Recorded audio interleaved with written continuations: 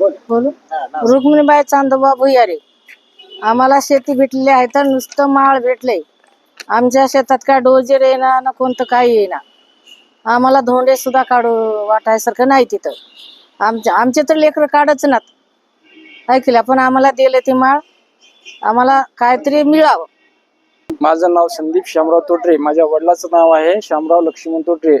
या नावाने दादासाहेब सबलीकरण योजनेअंतर्गत जी काही जमीन मिळाली आहे ती जमीन गट क्रमांक 384 मधील 57 आहे आणि गट क्रमांक 248 मध्ये 1 हेक्टर 21 आहे. त्यापैकी 248 मधील जमीन कमी करून 51 अशी आमच्या सातबाऱ्यावरती नोंद केलेली आहे. आणि मूळ आदेश प्रमाणपत्र जो आहे हा मूळ आदेशपत्र आहे. आणि शासनाने दिलेल्या जमिनीचे हे बघा 248 गट क्रमांक मधले 1 हेक्टर 21 आहे. टोटल जमीन 1 हेक्टर 78 अशी शासनाने दिलेली आहे. तरी आमचा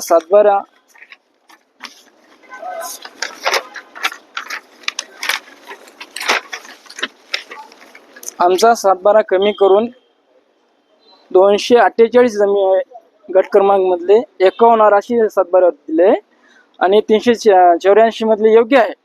परंतु 248 मध्ये खाडखोन केलेले आहे सर. त्यामधले चांगले योग्य ते पद्धतीने तपासणी करावी आणि जे आम्हाला शासनाने आम्हाला जे दिलेले आहे ते आम्हाला अनुदान म्हणून द्यावे ही नम्र विनंती करतो. आणि आताच मायमौलीनं सांगितलंय की शासनाने जमीन दिलेली आहे ते खरं आहे आणि मला आहे ती योग्यच आहे. त्यांनी जे बोलले ते अगदी खरं आणि बरोबरच बोलले आहेत. खोटे जर वाटले तर शासकीय माणसं येऊन तिथे तपासणी करावी. आणि धामणगाव मध्ये जे जमीन दिलेली आहे त्या जमिनी फक्त येऊन गावामध्ये बसून जमिनी दिलेल्या आहेत. जाग्यावरती जाऊन तिथं मोजमाप करून त्यांना खोटे राहून दिलेले नाहीत. आणि 248 गट क्रमांक मध्ये कोणताही समाज कल्याण मधला व्यक्ती साहेब आणि मुखेड तालुक्यामधले साहेब 248 गट क्रमांक मध्ये आलेले नाहीत आणि तिथली जमीन आम्हाला दाखवून दिलेली नाहीत. आम्ही योग्य ते वारंवार प्रमाणे तहसीलदार साहेबांनाही अर्ज केलेले आहोत आणि कलेक्टर साहेबांना पण अर्ज केलेले आहोत. त्यांची ओशी पण आहे आमच्याकडे. पुरावे मागितले तर आम्ही पुरावे पण देऊ शकतो त्यांना. मानवी हक्क अभियानाचं काम करतोय आणि हे मुखेड तालुक्यातले करणा आणि धामणगावचे हे लाभार्थी आहेत. यांना शासनानं 2009 मध्ये दादासाहेब गायकवाड स्वाभिमान सबलीकरण योजनेच्या अंतर्गत नांदेड जिल्हा समाज कल्याणच्या वतीनं यांना जमिनी देण्यात आली. पण खऱ्या अर्थानं शासनाचा उद्देश होता की यांना जमिनी दिल्यानंतर यांचं राहणीमान उंचावावं आणि यांनी दारिद्र्यरेषेच्या वर यावं. परंतु यांना देत असताना जमीन ही डोंगराळ आणि खडकाची आहे, म्हणजे तिथे काही उत्पन्नच होत नाही.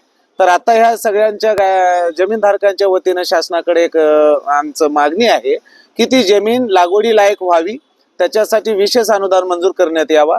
आणि त्या भागामध्ये वन्य प्राण्याचं खूप मोठ्या प्रमाणात अटॅक आहे, जे रानडुकरं हरणं, त्याच्यासाठी शेतीला अनुदानावर काटेरी कुंपण तयार करण्यासाठी अनुदान मंजूर करण्यात यावं. आणि ही जमीन लागवडी लायक आल्यानंतर सिंचनाखाली येण्यासाठी विशेष बाब म्हणून यांच्याकडे बोरवेल विहीर ही मंजूर करण्यात यावी. ह्या मागणीसाठी आम्ही आता जिल्हाधिकारी यांना निवेदन दिलं. त्यांनी संबंधित अधिकाऱ्यांना सांगून आपण यांना विशेष बाब म्हणून करण्यासाठीच्या संदर्भात आश्वासन दिलेलं आहे. तर आपल्या चॅनलचं अभिनंदन करतो, आभार मानतो.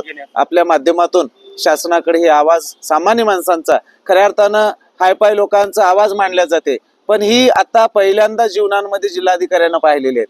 ही शेतीमध्ये मोलमजूर करणारे कामगार आहेत.